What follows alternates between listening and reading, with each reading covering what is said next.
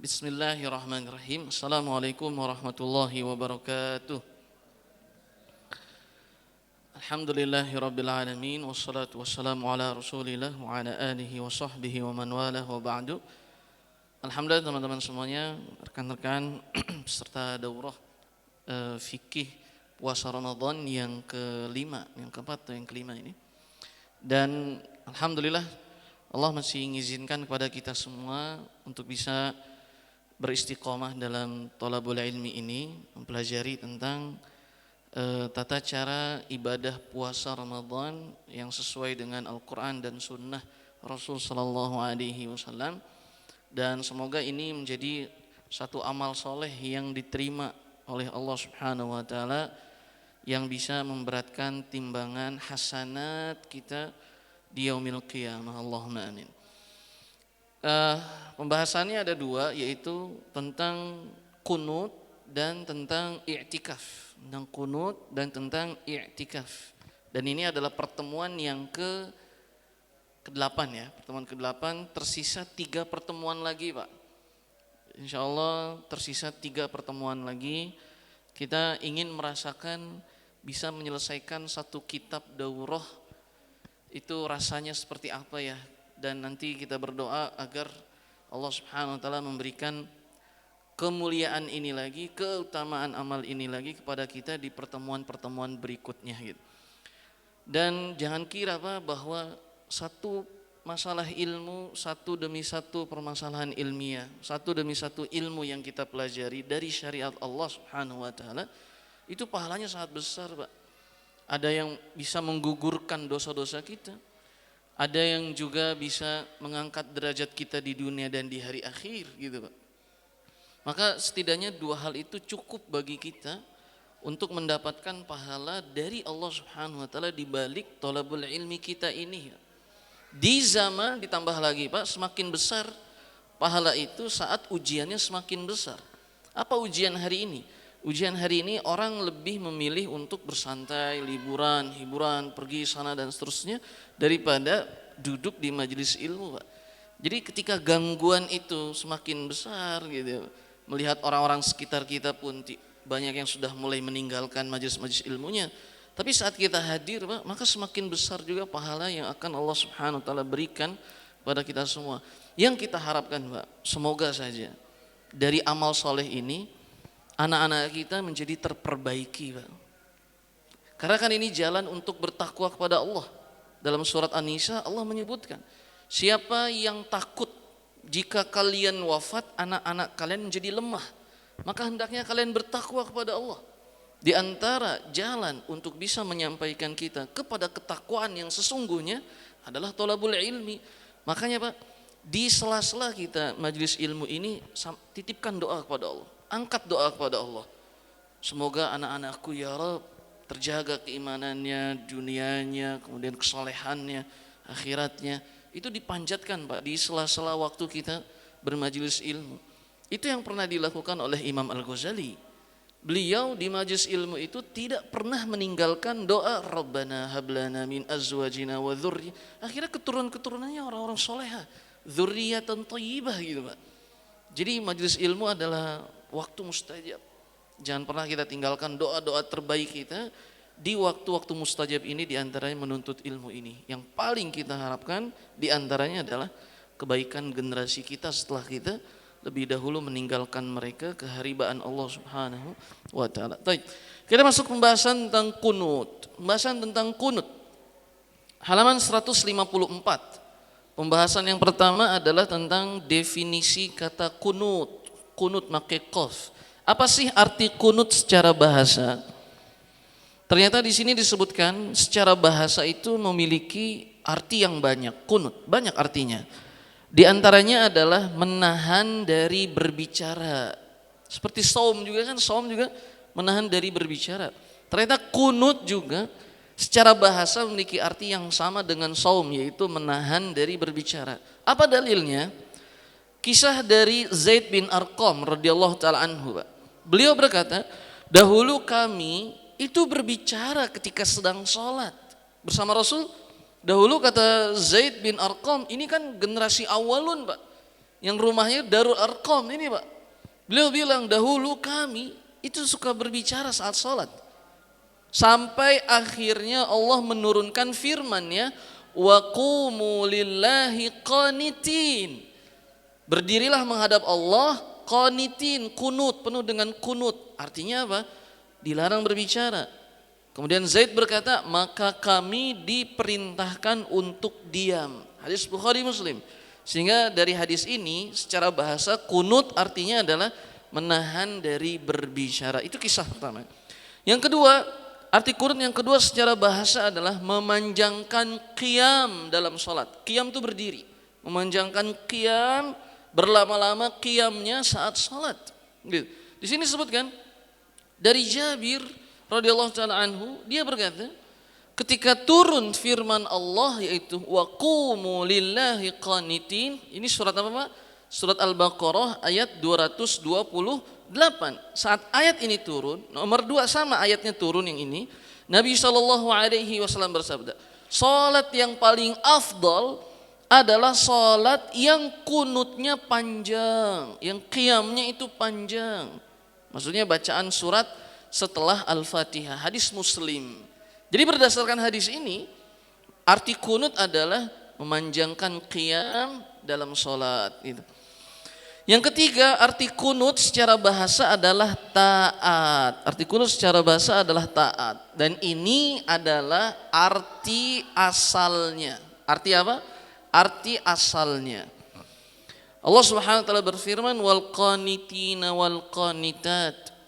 Wanita-wanita yang taat dan laki-laki yang taat maupun wanita yang taat. Jadi kalau arti asalnya kunut itu adalah ketaatan, taat itu. Adapun secara istilah adalah nama doa yang dibaca ketika sholat di tempat tertentu. Ini secara syar'inya, Pak. Nama doa yang dibaca ketika sholat di tempat tertentu. Doa kunut, gitu. Itu mana secara istilah. Berikutnya, pembahasan kedua adalah kunut menurut pandangan syariat. Para ulama memandang kunut ini suatu yang disyariatkankah atau tidak disyariatkan doa kunut ini dalam sholat. Maka kita lihat doa kunut dalam sholat apakah disyariatkan atau tidak gitu. Lihat jawabannya. Yang pertama, pendapat jumhur ulama mengatakan bahwa kunut dalam sholat itu termasuk hal yang dibolehkan dalam syariat. Jadi menurut jumhur, kunut dalam sholat itu termasuk hal yang dibolehkan. Kita belum membahas kunut dalam sholat-sholat apa aja ya. Ini secara umum saja dulu. Orang melakukan sholat tertentu, kemudian ada kunutnya, misalnya seperti tarawih gitu. Hukum asalnya kunut dalam sholat itu menurut jumhur ulama adalah hal yang diperbolehkan dalam syariat. Jumhur ulama ini siapa? Mazhab Hanafiyah, Imam Abu Hanifah, kemudian mazhab Imam Maliki, kemudian mazhab Imam Syafi'i dan Imam Hanabilah, Imam Ahmad bin Hanbal. Dalilnya apa? Dalil yang diriwayatkan oleh Imam Tirmizi setelahnya itu dari Hasan bin Ali radhiyallahu taala anhu. Dia berkata, Rasulullah sallallahu alaihi wasallam telah mengajariku beberapa doa yang untuk aku baca ketika witir. Doanya apa itu?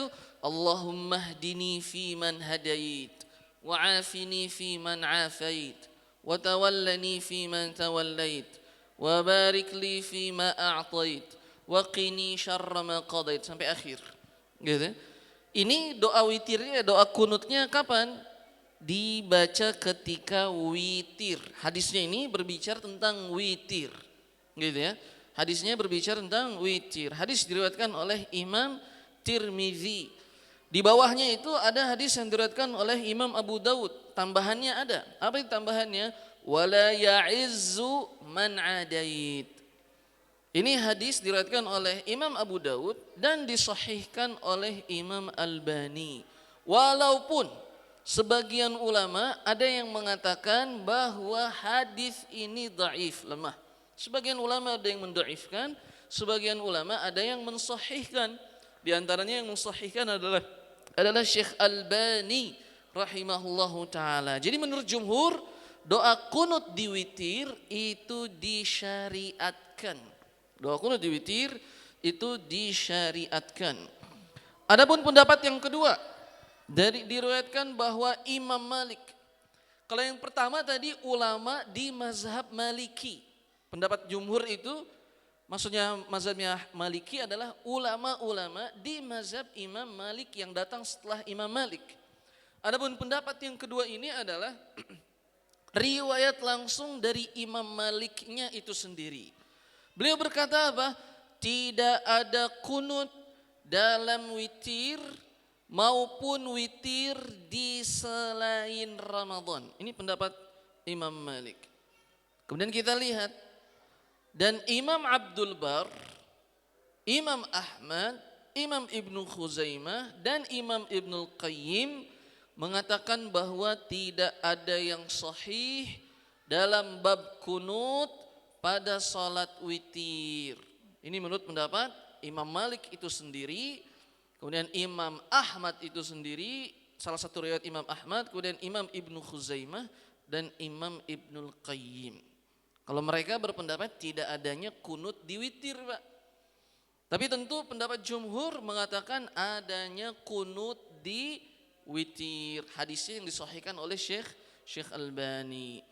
Dan pendapat yang dipilih oleh penulis adalah pendapat yang pertama, bahwa ada syariatnya juga melakukan doa kunut ketika witir. Jadi mungkin Pak ya, ini kunut yang dimaksud di sini adalah kunut di sholat witir dari awal. Tadi kan kalau kita sampaikan secara umum, enggak. Ini secara khusus yaitu kunut ketika witir gitu.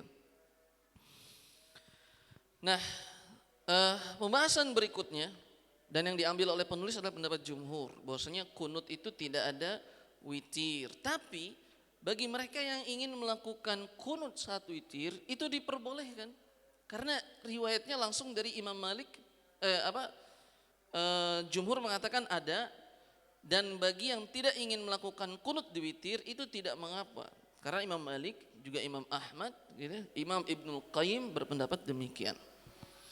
Pembahasan ketiga, apakah ada waktu khusus untuk melakukan kunut?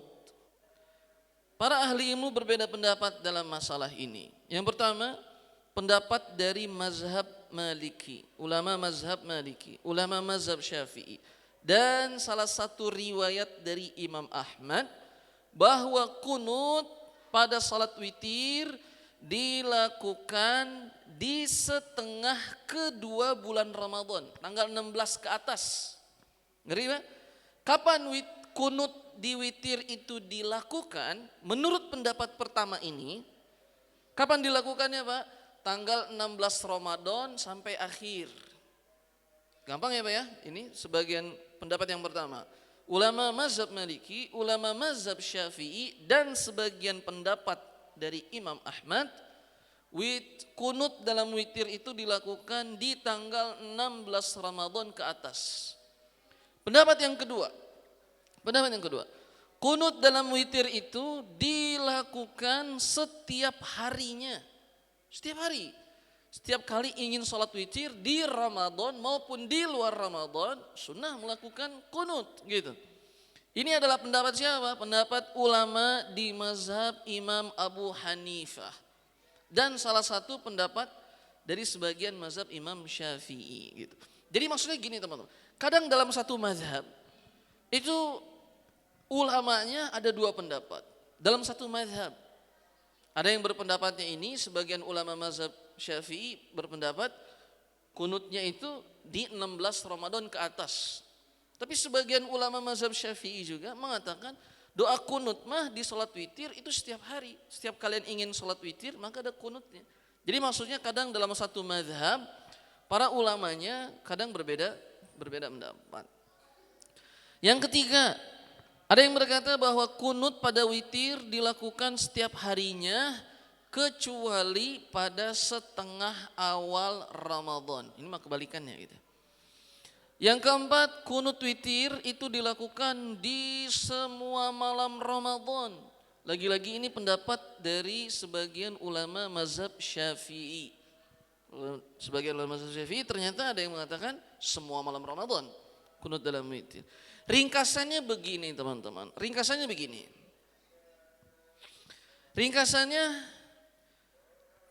berkata Syekhul Islam Ibnu Taimiyah. Syekhul Islam Ibnu Taimiyah rahimahullah taala berkata, adapun kunut pada witir itu hukumnya adalah jaiz, boleh, dan bukan harus dilakukan. Dari sebagian sahabat Nabi ada yang tidak melakukan kunut sama sekali, ada, dan ini pendapatnya Imam Malik tadi. Ternyata sebagian sahabat ada yang tidak pernah kunut dalam sholat witirnya. Ini pendapat yang pertama, dan ini adalah mazhab Imam Malik itu sendiri. Dan ada juga yang hanya melakukannya di setengah kedua bulan Ramadan. Di antara sahabat ada yang cuma melakukannya di setengah kedua Ramadan saja. Gitu. Ini pendapatnya Imam Syafi'i dan Imam Ahmad. Dan ada juga dari mereka yang melakukan kunut di witir sepanjang tahun. Ini adalah pendapatnya Imam Abu Hanifah. Jadi artinya boleh gitu. Mau yang ngambil saya mah setiap witir harus kunut, silahkan. Itu pendapat siapa? Imam Abu Hanifah. Ada yang berkata saya mah saat sholat witir nggak akan kunut, silahkan Pak. Itu pendapat siapa? Imam Malik. Ada yang saya mah kunutnya cuman 16 sampai 30 Ramadan saja, silahkan. Itu pendapatnya siapa? Imam Syafi'i dan Imam Ahmad. Jadi artinya semuanya ini ada pendapatnya, ada yang dilakukan oleh sahabat-sahabat Nabi sallallahu alaihi wasallam radhiyallahu taala anhum. Pembahasan berikutnya, apakah kunut dilakukan sebelum ruku' atau setelah ruku'? Pendapat jumhur adalah pendapat Imam Syafi'i, Imam Ahmad berpendapat bahwa kunut pada witir itu dilakukan setelah ruku'. Seperti yang kita lakukan. Setelah ruku, sami'allahu liman hamidah, membaca doa i'tidal, kemudian setelah itu kunut. Ini pendapat siapa? Imam Syafi'i dan Imam Ahmad gitu. Kemudian adapun pendapat yang kedua, Imam Abu Hanifah. Pendapat Imam kedua, Imam Abu Hanifah berpendapat kalau kunut itu sebelum ruku'. Dan di sini luar biasanya apa Pak? Penulis buku ini berkata bahwa hadis yang mengatakan kunut sebelum ruku ternyata sangat banyak juga. Gitu. Sangat banyak juga. Bahkan ada riwayat yang sahihnya juga dari sahabat seperti Umar ibn Khattab, seperti generasi tabi'in Ibrahim an-Nakhai itu melakukan kunut sebelum ruku. Jadi artinya ada yang setelah ruku, ada yang sebelum ruku. Yang sebelum ruku pendapat siapa? Imam Abu Hanifah. Sehingga artinya jangan kita anehkan gitu. Karena kata penulis ada riwayat yang sahih juga dari sahabat melakukan kunut di witir itu sebelum ruku. Sehingga nanti saat kita datang misalnya ke Turki, karena kebanyakan Turki itu menganut mazhab Imam Abu Hanifah. Mungkin saat kita salat tarawih witirnya kunutnya itu sebelum ruku, kita jangan subhanallah ini santri mazhab Syafi'i misalnya gitu. Setelah ruku gitu. Ya mazhab Hanafi di Turki di Eropa kebanyakan mereka mengambil mazhab Imam Abu Hanifah gitu. Jadi boleh mengambil pertama silahkan, mengambil pendapat Imam Abu Hanifah juga silahkan gitu. Tidak disalahkan.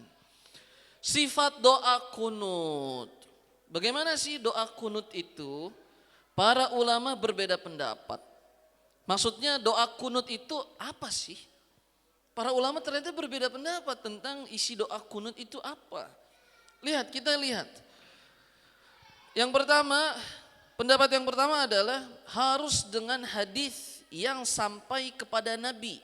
Doa kunutnya itu harus yang diriwayatkan oleh Nabi.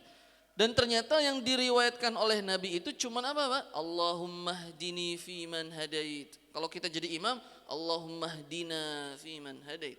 Wa afina fi man afait. Wa tawallana fi man. Seperti yang kita baca. Ini pendapat yang pertama. Siapa yang berpendapat dengan pendapat ini? Imam An-Nawawi dari mazhab Imam Syafi'i berkata bahwa yang afdolnya adalah yang sunnahnya, adalah yang ada sunnahnya dari Rasul. Afdolnya itu doa-doa kunut saat witir, itu adalah doa-doa yang tersampaikan dari lisan Rasul. Di antaranya adalah Allahumma hdina fiman hadait. Ini pendapat yang pertama, Imam Nawawi. Pendapat yang kedua, Pak, boleh dengan doa apa saja. Pendapat ini adalah pendapatnya Imam An-Nakhai.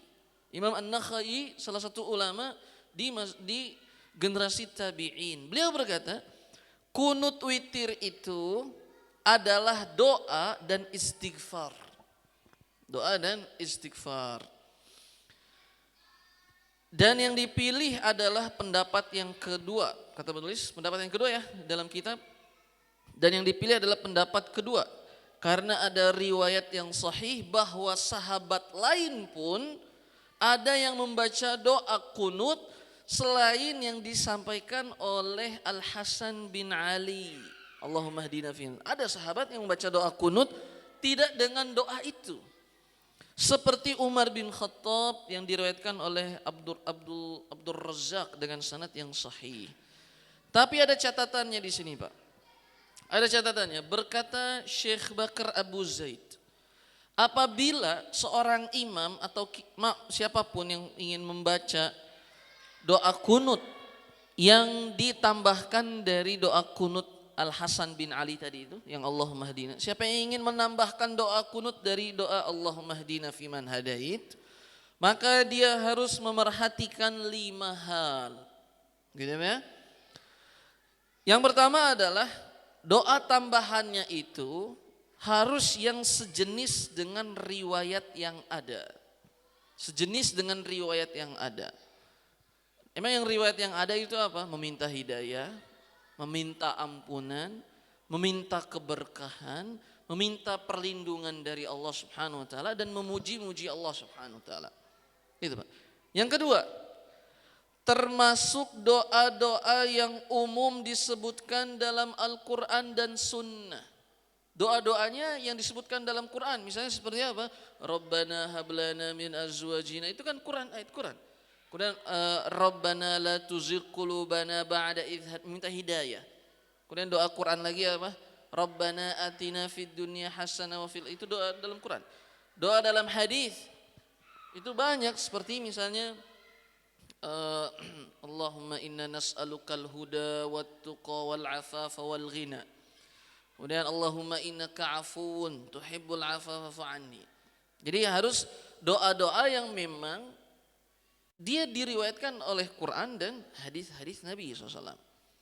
Kemudian yang ketiga, dibacanya itu setelah doa kunut yang diriwayatkan oleh Al-Hasan, cucunya Rasul SAW. Doa yang itu dulu, Allahumma hdina fiman hadait, kemudian barulah tambahan-tambahannya. Yang keempat, jangan seperti syair yang dibaca selalu bersajak. Maksudnya bersajak itu yang belakangnya misalnya dal. Bersajak belakangnya dal kayak gitu. Maka hukum asalnya tidak semua doanya tidak boleh bersajak dari awal sampai akhir gitu. Yang kelima, jangan terlalu panjang yang membuat berat para jamaah. Syekh Bakar Abu Zaid mengatakan, sekalipun para sahabat itu membaca doa-doa kunut lain selain Allahumma hdina fiman hadait, tapi pada umumnya doa-doa kunutnya para sahabat itu pendek, tidak panjang. Cuman akhirnya sudah menjadi kebiasaan kaum muslimin di zaman kita hari ini, doa kunutnya panjang gitu. Sampai di Masjidil Haram panjang. Itu bahkan di Mesir, Pak.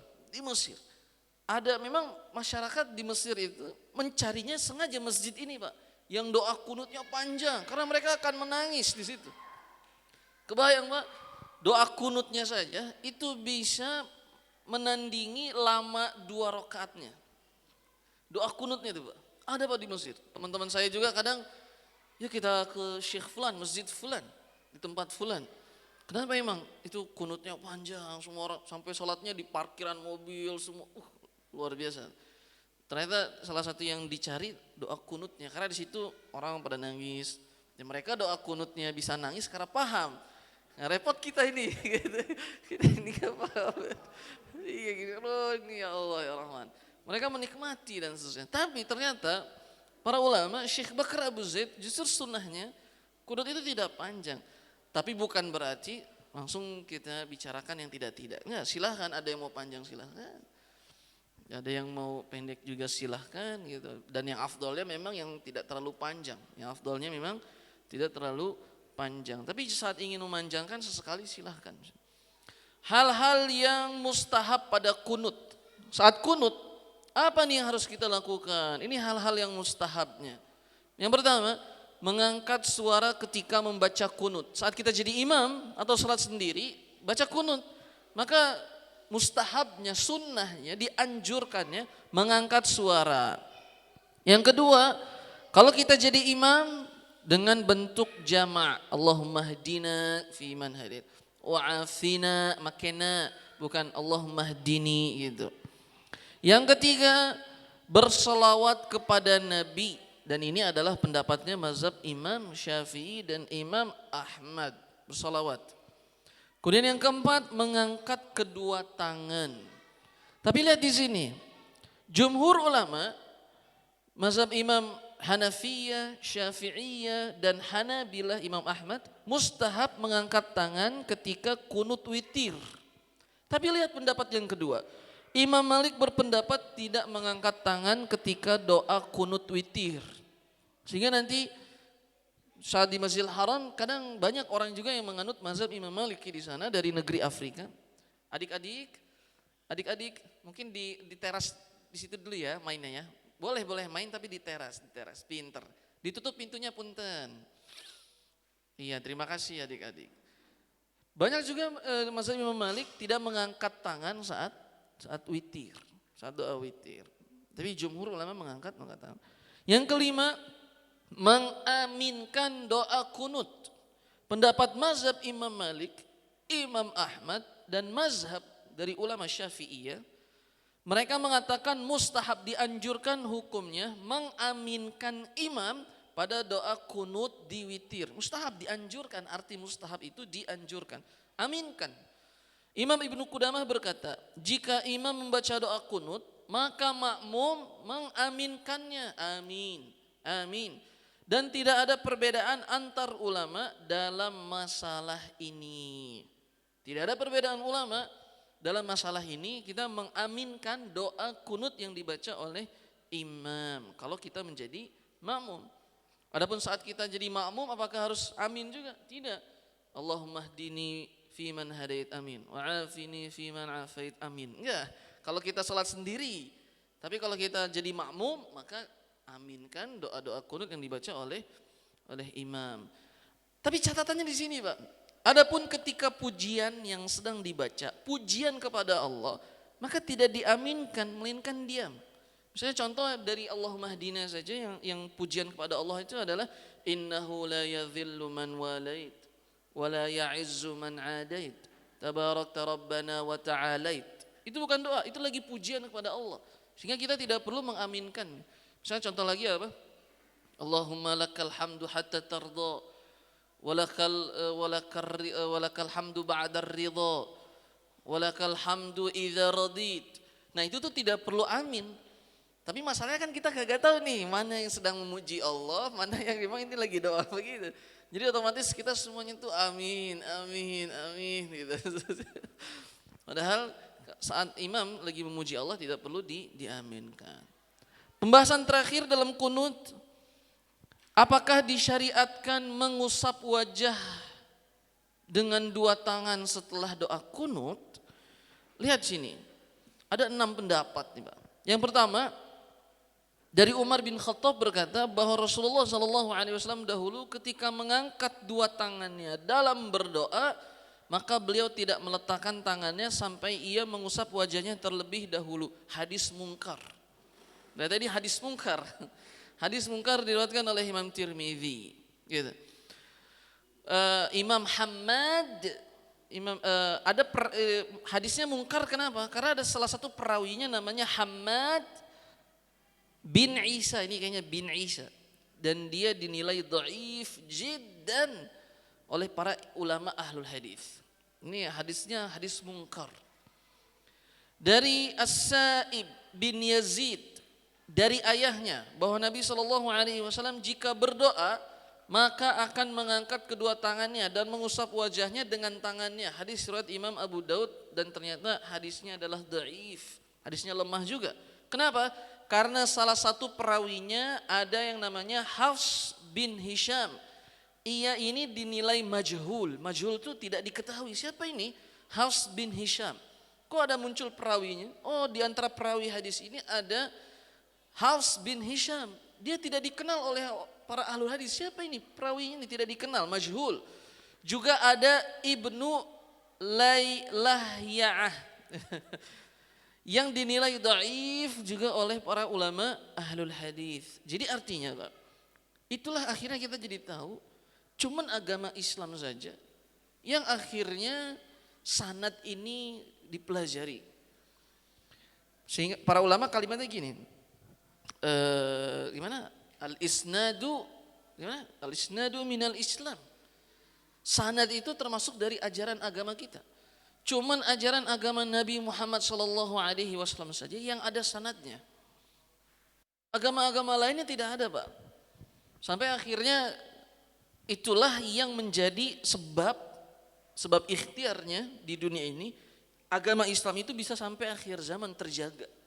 Salah satunya dengan sanad. Lihat coba agamanya Nabi Isa alaihissalam. 400 tahun setelah Nabi Isa wafat, itu agamanya sudah berubah total. 400 tahun.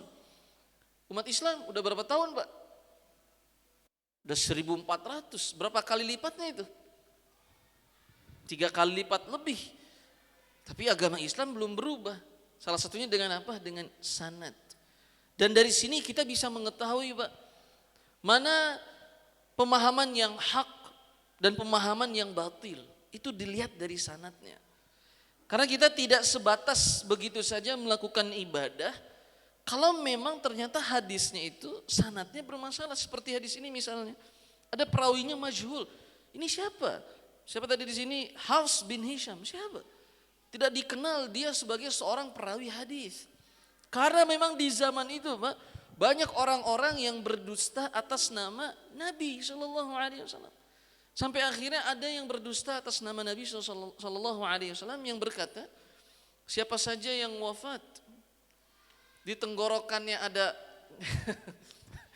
itu kan ya walaupun dia bercanda tapi kan tidak boleh bercanda di tema ini kan gitu ya. Ini hadis-hadis, misalnya hadis-hadis yang lain misalnya siapa yang berbuka puasa secara sengaja di siang Ramadan, maka itu puasa Ramadannya digantung pokoknya seperti apa. Itu pun hadis-hadis yang mungkar, tidak bisa dilakukan. Kemudian misalnya hadis mungkar lainnya apa ya?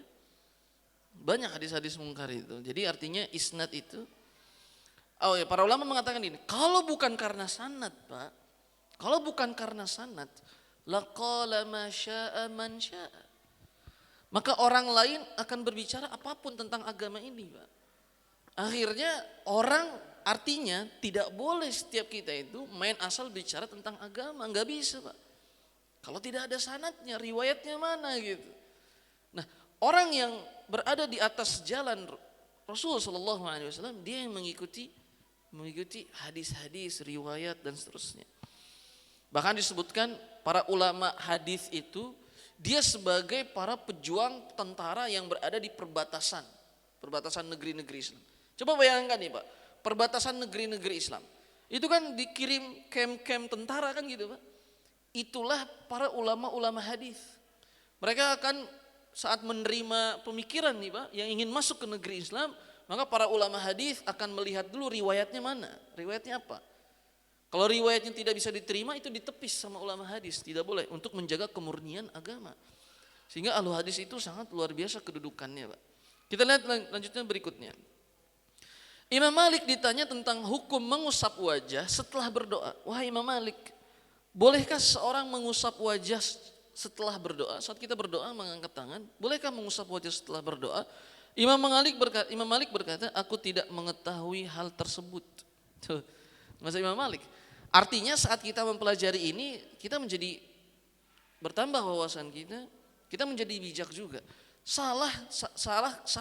Kalau misalnya kita begini, Pak, mana nggak boleh melakukan ini, temenan kita salah. Itu bukan manhaj salaf, Pak. Manhaj salaf itu adalah saat kita melarang, kita sebutkan misalnya Imam Malik melarang. Imam Malik berkata begini. Akhirnya orang yang mendengar itu tidak akan marah kepada kita. Karena kita menyampaikan imam-imamnya, bukan kita. Tapi kalau kita main asal nggak boleh, ya pantas aja orang jadi marah ke kita. Tapi lain ceritanya kalau di sini kita bilang ternyata pendapat Imam Malik begini, Imam Syafi'i begini, Imam Nawawi begini, Imam begini. Orang akhirnya bisa menerima segala perbedaan gitu, Pak. Ini menjadi hikmah, Pak. Perbedaan itu bisa kok, Pak. Kita tidak berkelahi dengan antara sesama kita kaum muslimin saat kita berbeda. Tapi caranya gimana? Saat kita sebutkan mazhab ini berpendapat demikian, mazhab ini berpendapat demikian, dan seterusnya. Kemudian lihat Imam Al-Baihaqi berkata, tidak ada riwayat yang sahih dan tidak ada qiyas yang sahih juga dalam masalah mengusap wajah dengan tangan setelah berdoa. Lihat Imam An-Nawawi berkata, dan tidak mengusap wajah sehabis berdoa, ini adalah yang sahih atau yang benar. Ini mazhab Imam Syafi'i. Imam Nawawi berkata, tidak mengusap wajah itu adalah yang paling sahih. Tidak mengusap wajah sehabis berdoa itu adalah yang paling sahih di mazhab Imam Syafi'i. Ini pendapatnya Imam Nawawi. Berarti kan menunjukkan bahwa sebagian ulama di mazhab Imam Syafi'i ada yang mengatakan mengusap setelah berdoa, sah-sah saja, ada ulamanya, Pak. Tapi Imam Nawawi selaku pembesar mazhab Imam Syafi'i mengatakan yang sahihnya itu tidak mengusap wajah. Tapi lihat nih, Pak, Imam Ahmad berkata, Imam Ahmad mengatakan hal tersebut tidak apa-apa jika dilakukan di luar salat witir. Tapi Imam Ahmad tidak melakukannya. Jadi artinya Imam Ahmad mengatakan tidak masalah. Orang yang mau berdoa, kemudian setelah berdoa dia mengusap wajahnya. Kata Imam Ahmad tidak masalah. Asalkan dilakukan di luar salat witir. Di luar salat witir, saat doa kunut witir itu tidak mengusap. Tapi saat di luar itu semua, saat kita sedang berdoa, lagi baca Quran, selesai, kita berdoa, habis azan sebelum iqamah kita berdoa, kita angkat tangan kemudian kita mengusap, itu boleh. Kata Imam Ahmad, itu tidak apa-apa. Tapi ternyata Imam Ahmad tidak melakukannya.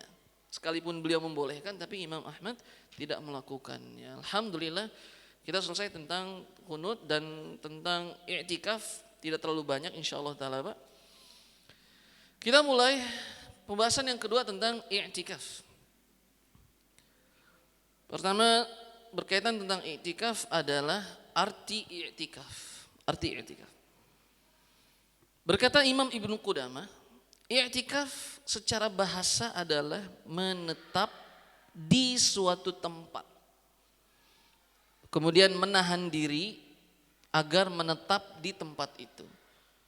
Itu secara bahasa, menetap di suatu tempat. Misalnya contoh i'tikaf, tempat yang mau saya jadikan i'tikaf mana ya? Oh, pojok belah sana. Dipilihlah tempat itu, Pak. Akhirnya dia menetap di situ, Pak, dan menahan dirinya di tempat itu. Inilah arti i'tikaf secara bahasa. Menetap di suatu tempat dan menahan diri di tempat itu. Itu secara bahasa. Adapun secara syariat, i'tikaf adalah menetap di masjid dengan mendekatkan diri kepada Allah dengan niat. Saya i'tikafnya di mana? Di masjid. Niatnya dihadirkan dalam rangka mendekatkan diri kepada Allah. Dengan sifat yang khusus dan dari orang yang khusus. Dari sifat yang khusus itu nanti akan dijelaskan setelahnya. Seperti tidak boleh asal main keluar begitu saja.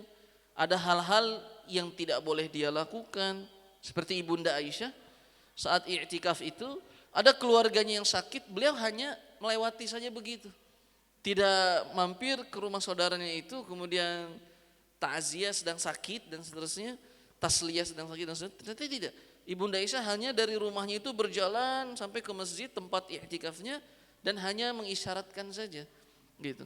Jadi artinya secara istilah I'tikaf adalah menetap di masjid, niatnya mendekatkan diri kepada Allah dengan sifat yang khusus dan dari orang yang khusus. Hikmah dari i'tikaf. Apa sih hikmah dari i'tikaf? Imam Ibnu Rajab berkata begini, Pak. Makna dan hakikat i'tikaf adalah memutus hubungan dengan makhluk untuk menyambung hubungan dengan Allah. Jadi itu makna hakikat i'tikaf.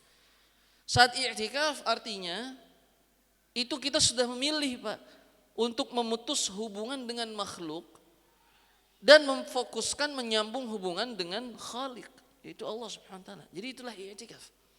Maka hukum asalnya i'tikaf berarti seperti apa gitu, Pak? Jadi dia sibuk dengan Qur'annya, dia sibuk dengan zikirnya, dia sibuk dengan salatnya, dia sibuk yang mendominan itu adalah ibadahnya kepada Allah gitu. Cuman kadang akhirnya saat i'tikaf itu kan ramai-ramai gitu. Akhirnya yang lebih mendominan ngewangkongnya kan gitu. Ngewangkongnya yang lebih mendominan dan seterusnya. Dan ternyata hakikat i'tikaf itu adalah memutus hubungan dengan makhluk dan menyambung hubungan dengan Khalik. Gitu, Pak. Jadi artinya saat niat nih i'tikaf, oh ya sudah, ya Rabb, saya i'tikaf di masjid iya. Tapi saya niatin deh i'tikafnya mungkin sekian jam. Biar sisanya itu nguangkong sama yang lain misalnya. Berarti di jam ini kita khususkan tahapannya mungkin. Kalaupun kita tidak bisa secara seluruh saat i'tikaf itu fokus saja. Kalau tidak bisa maka setidaknya ada waktu yang kita niatkan, ya Rabb ini benar i'tikaf untukmu ya Rabb. Ada orang yang ngajak ngobrol. Gitu. Ada orang lagi ngobrol, subhanallah, Allahu akbar, la ilaha illallah. Ini waktu khusus masalah ini gitu. Hendaknya begitu, Pak. Karena kalau tidak seperti itu kan khawatir sisa-sisa waktunya lepas dengan wangkong dan seterusnya. Akhirnya kita merasa i'tikaf seperti naon sih i'tikaf kadang dan seterusnya. Nah, itu harus dicoba, Pak, untuk akhirnya mendapatkan hasil yang maksimal. Hukum i'tikaf. Hukum i'tikaf wajib, tapi bagi Nabi Shallallahu Alaihi Wasallam, dan sunnah muakkadah untuk umatnya. Ini tidak ditulis di sini. Imam Ibnul Munzir berpendapat para ahli ilmu telah sepakat bahwa i'tikaf hukumnya sunnah kecuali seorang bernazar untuk melakukannya maka menjadi wajib. Sunnahnya adalah sunnah muakkadah, Pak. Imam Az-Zuhri sampai bilang begini, heran kepada kaum muslimin. Imam Az-Zuhri itu di zaman keemasan Islam, Pak. Imam Az-Zuhri, ajaban lil muslimin, sungguh mengherankan kaum muslimin hari ini. Taraku al-i'tikaf, mereka semua meninggalkan i'tikaf. Wa ma tarakahu an-nabiyyu mundu an hajara ila al-Madinah. Padahal Nabi belum pernah meninggalkannya saat beliau hijrah ke kota Nabi, ke Madinah. Ternyata saat Rasulullah hijrah ke kota Nabi, saat setelah itu sampai beliau wafat tidak pernah meninggalkan i'tikaf. Ternyata seperti itu. Subhanallah. Apalagi hari ini gitu, Pak. Hari ini di zaman yang masih emas saja seperti itu. Sehingga penurunannya sudah sangat luar biasa. Bahkan banyak orang di luar sana yang tidak kenal dengan i'tikaf itu. Gitu. Dan subhanallahnya, alhamdulillah lembaga kita, lembaga Al-Fatih ini, alhamdulillah Pak, taufik gitu. Akhirnya ada program i'tikaf. Dan ternyata memang ini sunnahnya Rasulullah SAW. Ini sunnah muakkadah, sunnah yang ditekankan. Hadisnya apa? Nabi SAW kata Ibunda Aisyah tidak pernah meninggalkan i'tikaf di 10 hari terakhir Ramadan sampai beliau wafat. Saat beliau wafat, istri-istri Nabi melanjutkan i'tikafnya Nabi. Kebayang tuh, Pak. Setelah Rasul wafat, yang i'tikaf setelahnya adalah istri-istri Nabi di masjid. Gitu. Pembahasan berikutnya tentang keutamaan i'tikaf. Banyak sekali, Pak, keutamaan i'tikaf itu. Sangat banyak sekali. Misalnya contoh di antaranya ini deh, cukup satu saja nih, Pak, mungkin tidak ditulis di sini ya. Salah satunya adalah siapa yang setelah melakukan sholat, ini hadis, siapa yang melakukan sholat, kemudian ia masih menetap fi musallahu, di tempat sholatnya, tidak keluar, maka selama itu malaikat berdoa kepada Allah, ya Allah ampunilah dosanya, ya Allah berikanlah rahmatmu untuknya. Karena cuma hanya rahmat Allah saja kita bisa masuk surga, Pak. Dan itu bisa didapat dari amal soleh ini. Siapa saja yang setelah sholat kemudian menahan dirinya di tempat sholatnya berzikir, baca Quran, sekalipun dia berbincang-bincang dengan temannya, Pak. Sejak saat itu selama dia belum meninggalkan tempat sholatnya, selama itu juga malaikat tidak putus berdoa kepada Allah. Apa doanya? Ya Allah ampuni dosa fulan. Ya Allah berikan rahmatmu kepada fulan. Ya Allah ampuni dosa fulan. Ya Allah berikan rahmatmu kepada fulan. Subhanallah. Makanya kan hadis yang kemarin sudah kita sampaikan. Dua orang, dua-duanya ikut jihad. Satu wafat duluan, yang satu tahun depan setelah masuk Ramadan. Ternyata yang setelah masuk Ramadan itu pahalanya lebih besar, Pak. Mungkin diantaranya pahala i'tikaf, dapat doa dari malaikat seperti itu. Kemudian pembahasan berikutnya mustahab, dianjurkan. Mustahab itu artinya apa? Dianjurkan. Berijtihad, bersungguh-sungguh dalam beribadah di 10 hari terakhir. Ini dianjurkan, Pak. Saat 10 hari terakhir itu dianjurkan melakukan ijtihad dalam beribadah bersungguh-sungguh. Apa dalilnya, Pak? Lihat, Nabi SAW dalam hadis yang terakhir itu dari ibunda Aisyah radhiyallahu taala anha berkata, dahulu Nabi SAW jika sudah masuk ke 10 malam terakhir Ramadan, beliau mengencangkan ikat sarungnya, menghidupkan seluruh malamnya, menghidupkan malamnya, dan membangunkan keluarganya untuk sholat. Keluarganya ahli baitnya, istri-istrinya dan seterusnya. Jadi artinya dari hadis ini maka mustahabnya, dianjurkannya bersungguh-sungguh melakukan ibadah di 10 hari terakhir Ramadan. Pembagian i'tikaf, ada i'tikaf yang sunnah, ada i'tikaf yang wajib. Gitu ya. Kalau yang sunnah itu ya seorang muslim berniat untuk i'tikaf dalam rangka mendekatkan diri kepada Allah Subhanahu wa taala. Itu sunnah.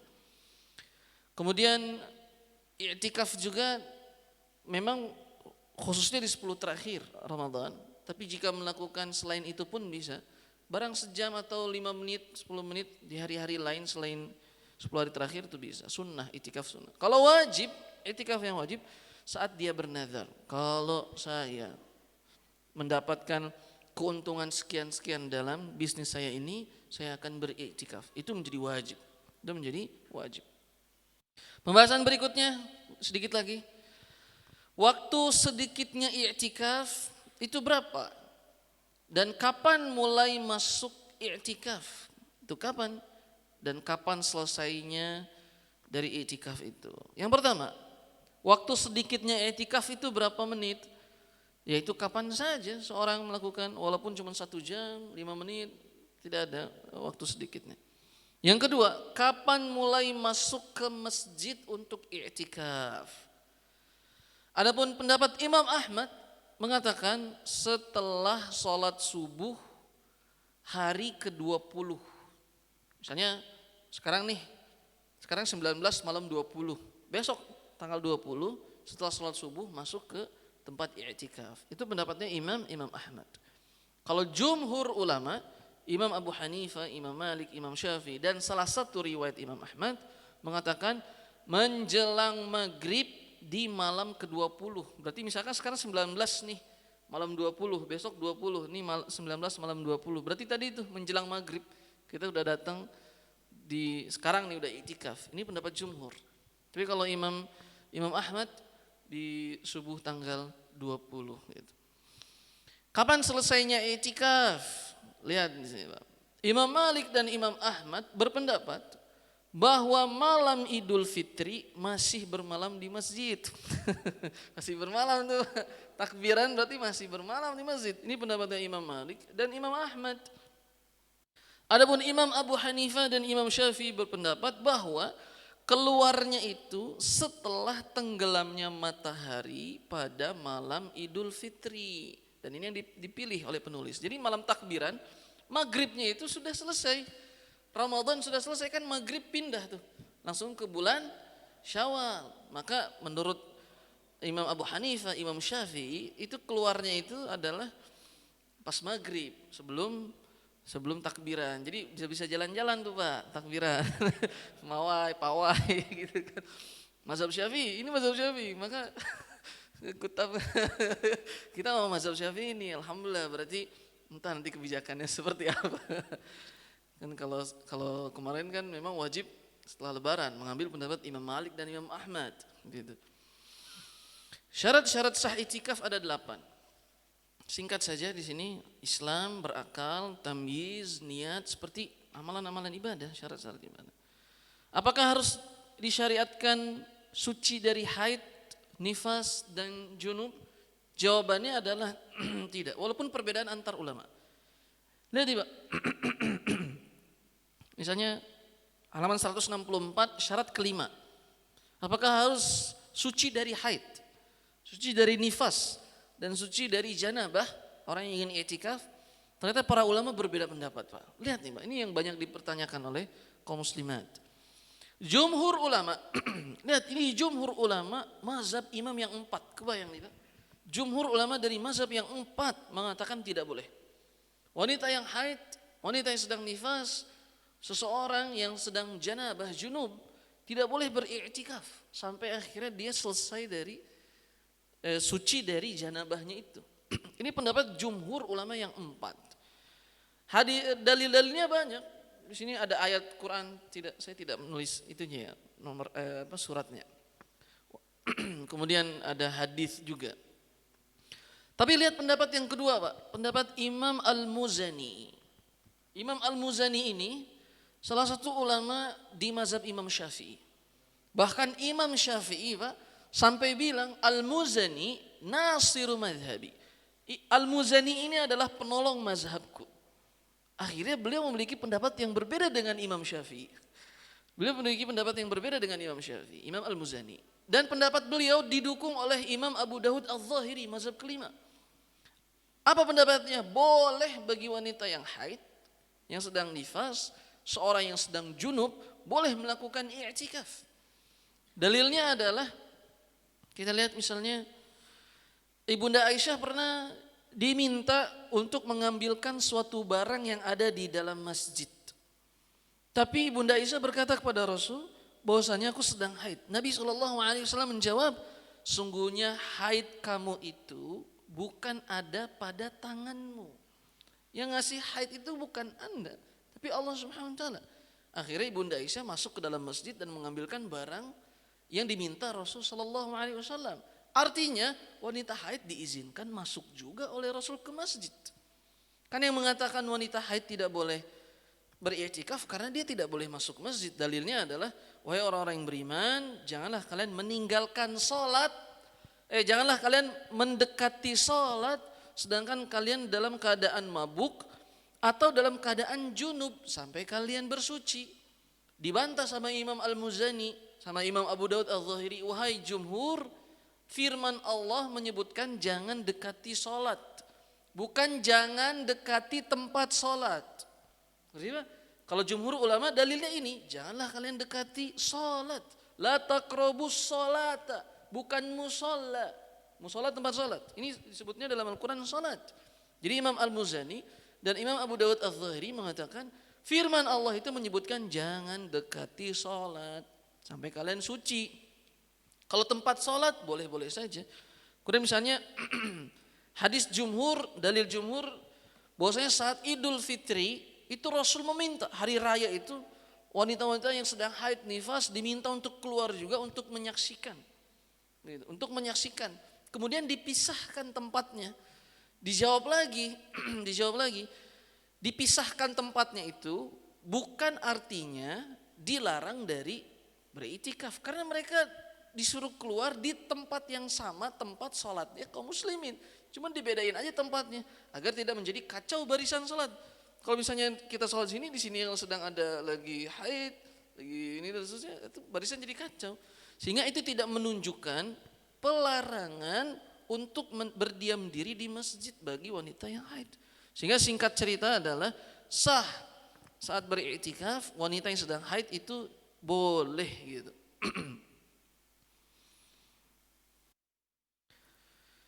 Kemudian dalil berikutnya, ada pembesar Quraisy saat itu, orang-orang musyrikin, Thumamah bin Uthal, musyrik, diikat oleh Rasul di tiang Masjid Nabawi sampai berhari-hari.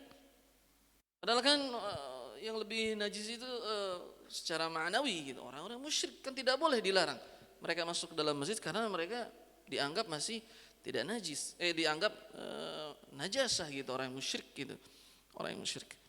Sehingga dia saja boleh apa namanya? Karena kan kalau mau masuk Islam dia harus mandi janabah, membersihkan dan seterusnya, tapi dia diperbolehkan oleh Rasul untuk diikat di tiang Masjid Nabawi gitu. Syarat yang keenam berpuasa. Syarat yang ketujuh dapat izin dari suami. Ini bagi wanita dapat izin dari suami. Syarat kedelapan i'tikaf di masjid. Nah ini ada beda pendapat nih teman-teman. Boleh nggak i'tikaf di luar masjid? Pendapat yang pertama Imam Qurtubi, Imam Ibnu Qudamah, Imam Ibnu Rushd bahwa tidak ada khilaf, tidak ada perbedaan dari ulama akan harusnya di masjid bagi yang ingin melakukan i'tikaf. Maksudnya harus di masjid. Yang kedua, masjid yang seperti apa yang sah melakukan i'tikaf di dalamnya? Singkatnya, yang didirikan sholat Jumat. Yang didirikan sholat Jumat. Maka itu boleh i'tikaf gitu ya. Walaupun nanti para ulama berbeda pendapat gitu. Di sini kita sebut boleh beriktikaf di masjid manapun yang didirikan sholat 5 waktu. Hukum asalnya, masjid manapun didirikan sholat 5 waktu gitu. Akan tapi yang mustahabnya, yang afdolnya adalah yang didirikan sholat Jumat. Makanya akhirnya saat kita iktikaf, kita mendirikan sholat Jumat di tempat ini gitu. Kemudian masjid mana yang lebih afdol untuk beriktikaf? Masjidil Haram 100.000 pahalanya, Masjid Nabawi 1.000 pahalanya, Masjidil Aqsa 500 pahalanya. Masjid kita. Keempat, para ulama sepakat bahwa lantai atas dan teras masjid itu masih termasuk dalam sebutan masjid juga, yaitu tempat yang disiapkan untuk sholat juga. Akan tapi mereka berbeda pendapat tentang halaman masjid. Apakah itu masih disebut dengan masjid atau tidak? Karena kaitannya tempat yang kita boleh itikaf di mana sih? Ini teras masih masjid nih. Tapi kan setelahnya yang ada rumput itu halaman masjid. Singkat cerita tidak boleh di halaman. Kalau masih di teras penuh tempat, bangun tenda akhirnya di teras sah-sah saja. Tapi kan alhamdulillah kita masih besar ruangannya. Apakah wanita boleh beriktikaf di musola rumahnya? Imam Malik dan Imam Ahmad berkata tidak boleh. Dia harus di masjid. Kalau Imam Abu Hanifah dan Imam Syafi'i mengatakan boleh wanita beriktikaf di masjid rumahnya. Gitu.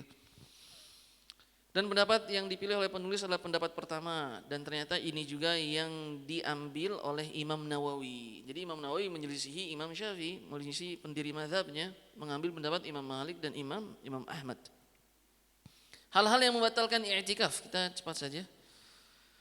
Keluar masjid tanpa ada uzur, itu membatalkan i'tikaf, kecuali buang air kecil, buang air besar, untuk membawa makanan, untuk mengantar istri yang datang di malam hari gitu ya. Adapun keluar masjid untuk menjenguk orang sakit atau mengikuti jenazah maka tidak boleh. Ini adalah pendapat Imam Abu Hanifah, Imam Malik, Imam Syafi'i dan salah satu riwayat Imam Ahmad gitu.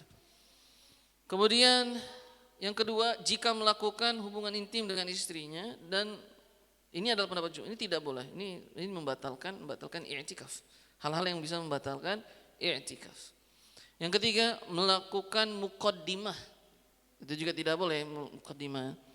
Membatalkan i'tikaf, murtad membatalkan i'tikaf, niat berhenti i'tikaf itu juga membatalkan i'tikaf. Tapi maksud i'tikaf kita batal itu apa sih?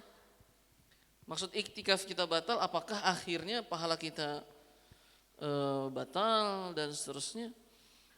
Kalau memang kita melakukan pembatal i'tikaf makanya sunnahnya itu Pak, setiap kali kita keluar itu kita niat i'tikaf lagi. Maka akhirnya saat kita niat i'tikaf kemudian kita melakukan batal, maka batal saat dari niatnya itu, tidak dengan hari-hari sebelumnya.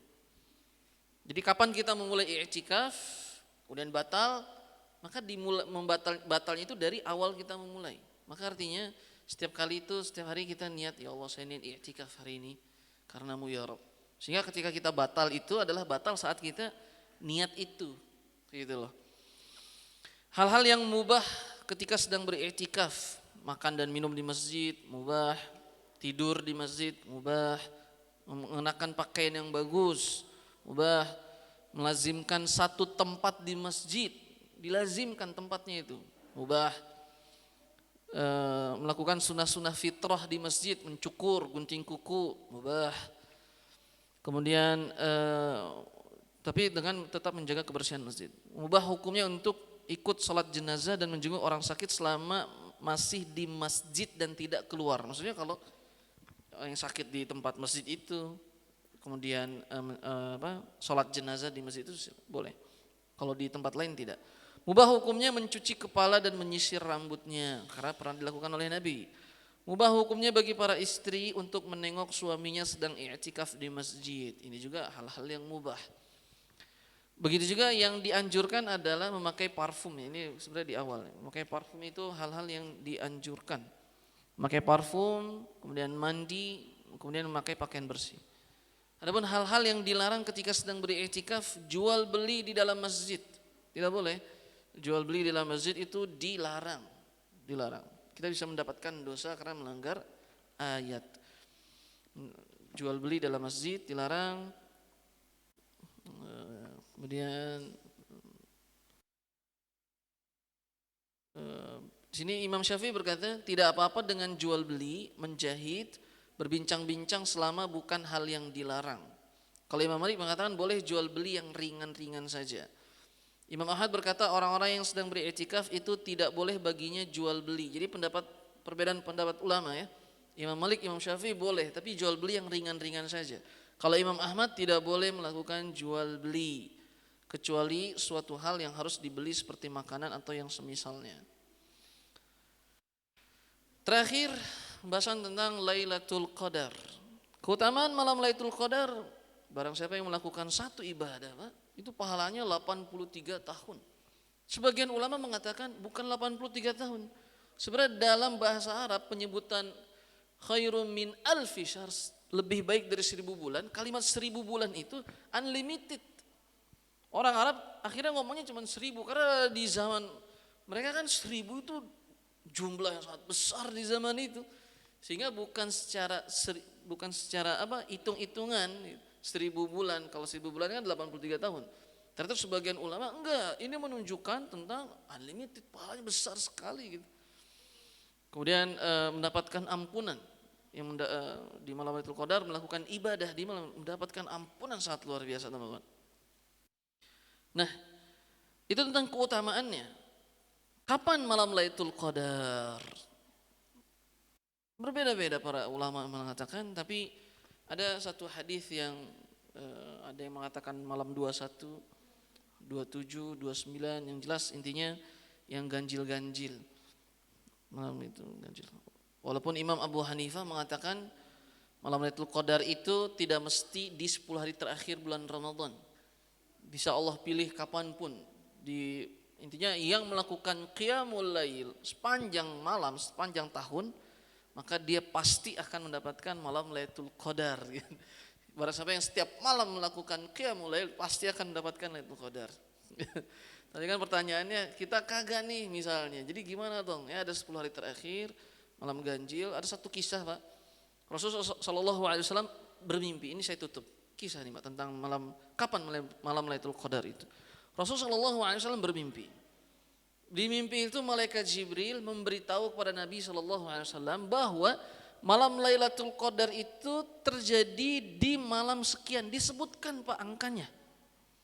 Tanggalnya itu disebutkan di malam kesekian Ramadan, di 10 hari terakhir. Itu pagi harinya Rasul ingin sampaikan, Pak, mimpi itu kepada para sahabat. Tapi masalahnya apa, Pak? Rasul melihat ada 2 orang yang bertikai.